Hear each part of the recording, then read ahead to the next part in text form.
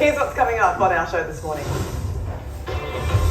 Get them home. Another repatriation flight filled with Aussies heads to London. We speak with one woman who made it out. Where do we go from here? Australia says no to an Indigenous voice to Parliament, so how will the government unite this now divided country? 7 years, 3 countries and 31 attempts. Meet the family who spent $250,000 on IVF and say they do it all over again. I'm trying to get the computer going, okay? Don't trip over the cord.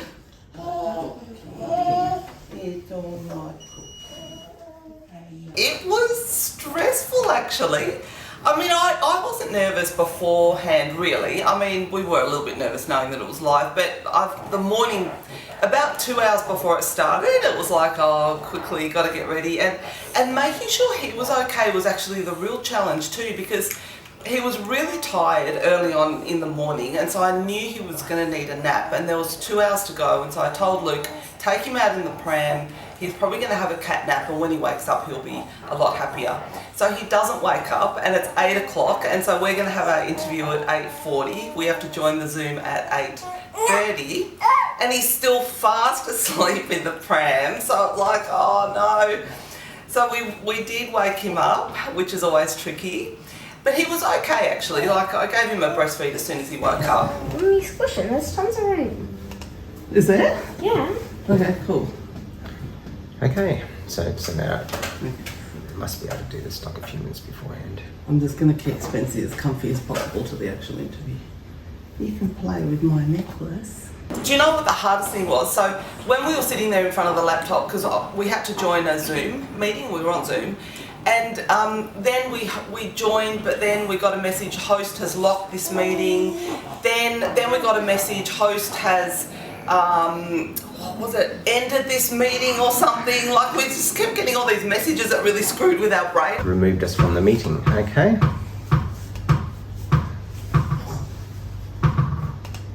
Okay, so try again.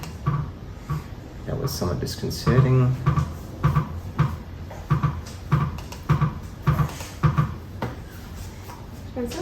Amity, not now. Host has blocked the meeting. Well, I've got Ava's. Host has blocked the meeting. Ava's number. Yeah. I think. Do you want me to call her? Oh yeah, you can call her. Call Ava now. Thank you. Hi. Thank you.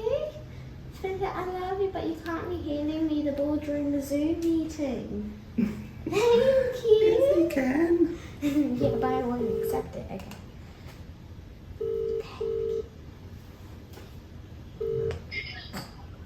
Hello, Ava speaking. Yeah, hi, it's Luke and Suvi Waldrop. We've been trying to join the meeting and it said the host has blocked the meeting. Here we there go. it is.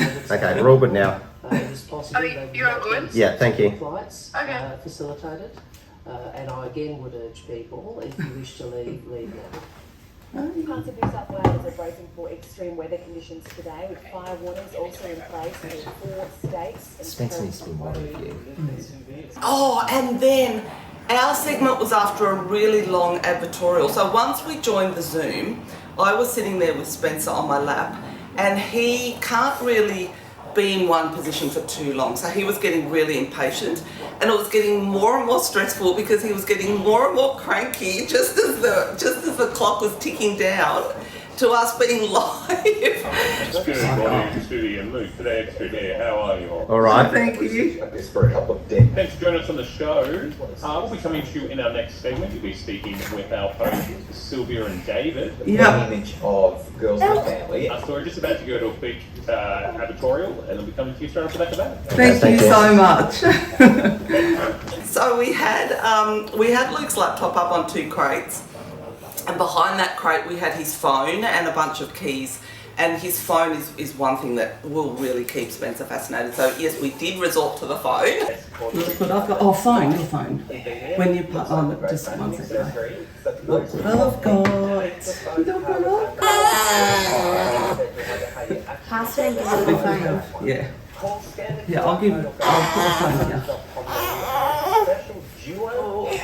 Oh, look at that. any finishes after as well.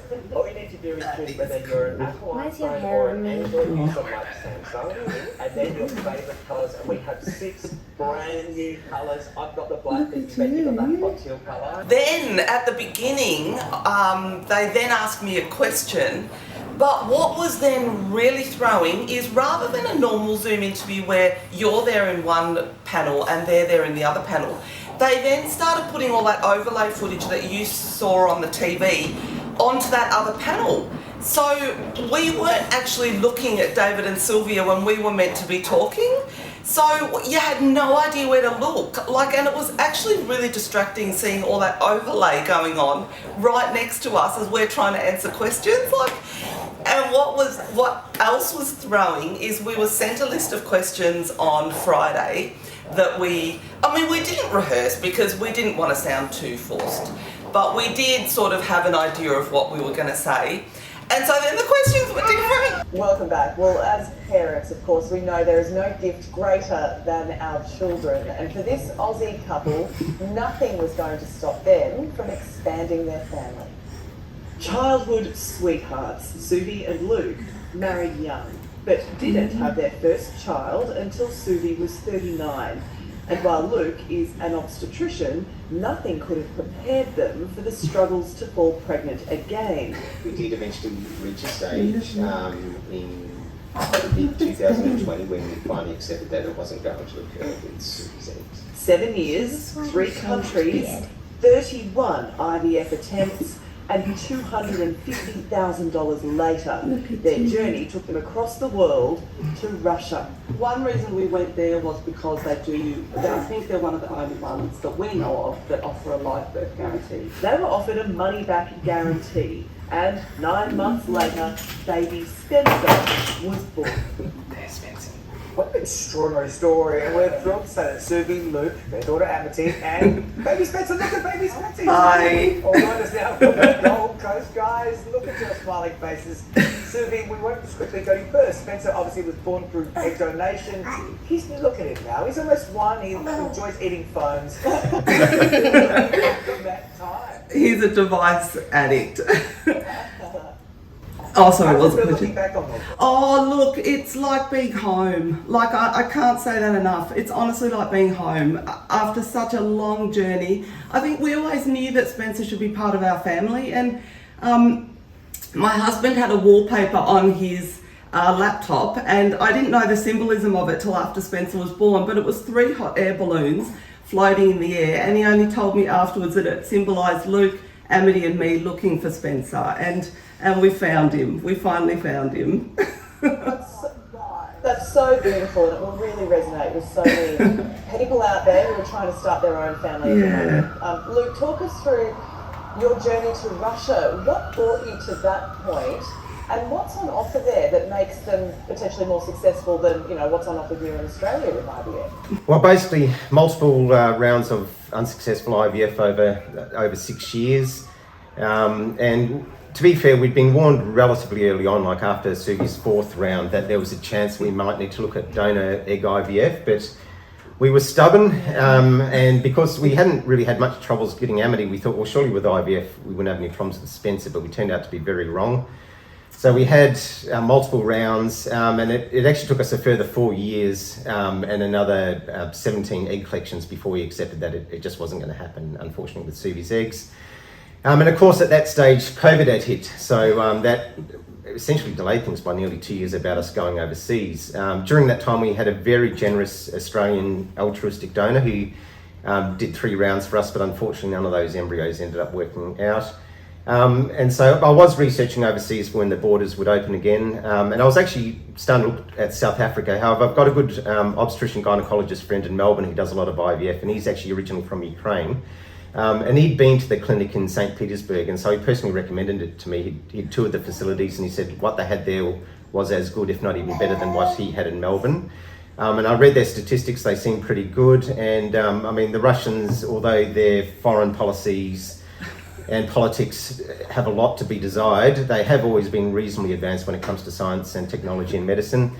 That and the fact that they offered the money-back guarantee, which was pretty unique at the time, where if after 3 rounds of donor egg IVF you didn't have a child, they would give you your money back. So it was a common.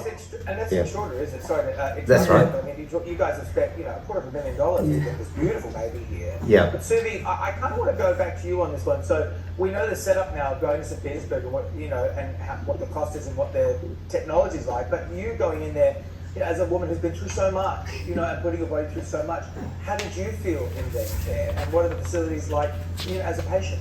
Oh, look, I can't recommend them highly enough. I mean, their science and medicine, like Luke said, is top notch. They look after you so well. They also look after the donors really well too. And yeah, the facilities are beautiful. Like it, he's actually a bit tired and we've just dropped the phone, so he wants the phone. Even their blankets are heated. So when you have an egg pickup, they put you in a beautiful comfy bed with heated blankets and look, they throw the book at you, don't they? Because if they've got a money back guarantee, they are going to do everything to make you succeed for obvious reasons. A lot of confidence, I'm sure, through that process. Luke is an obstetrician himself. What would you say, Luke, to other people, individuals or couples who might be considering, like you, thrown everything at it, who might be considering going to Russia to pursue what you did? Well, I mean, the first thing I would say is I would advise them, we didn't do ourselves. If you want children, if you want more than one child, you've got to start in your early 30s. We were silly not to have done that. But in terms of going to Russia, look, yes, it was difficult at the time. I mean, the timing was absolutely terrible. We started organising it 6 months before the actual IVF round. And as timing had it, though, our actual trip over there was 2 weeks after the invasion, which obviously made things very complicated. But the Russians were actually very friendly. They seemed very confident. They seem genuine. Like I do believe that they give back money. And in fact, a newspaper did do an article on us, and they actually did contact some European couples who hadn't succeeded after 3 rounds, and they said that they did get the money back. So I do believe that they do that. I would certainly recommend considering it, both in terms of cost and cost and success rates. All right, we need to ask the big sister in the room now, Kennedy. You've got a little baby brother now. It's been a year. How's it going? How you coping with it? Well, he is really cute, and since time's gone off, his smiles just makes my day. Though I might have preferred a little sister. Don't worry, we won't tell him. Well, he's absolutely adorable. He's coming up to his first birthday, so congratulations to you all. He's a little miracle, there's no doubt about it. Thank you so much. Thank you guys. Take care. We look forward to following more of your journey as a family. So sweet. And if you want to follow them, you can check it out on their YouTube channel. It's on the screen below. Right, straight ahead. And Aussie. Thank you guys all so much for joining us. That was beautiful. We loved having you on the show. Thank you very much. Thank you so much. Thank you. Thanks. Wow. Okay. That went smoother than I expected. He played up a lot. It was fine though. They did throw me that they didn't ask the questions that they planned to ask. That's what I would advise for donor egg mums. That did throw you. It was a bit different. It was a bit off the cuff, yeah.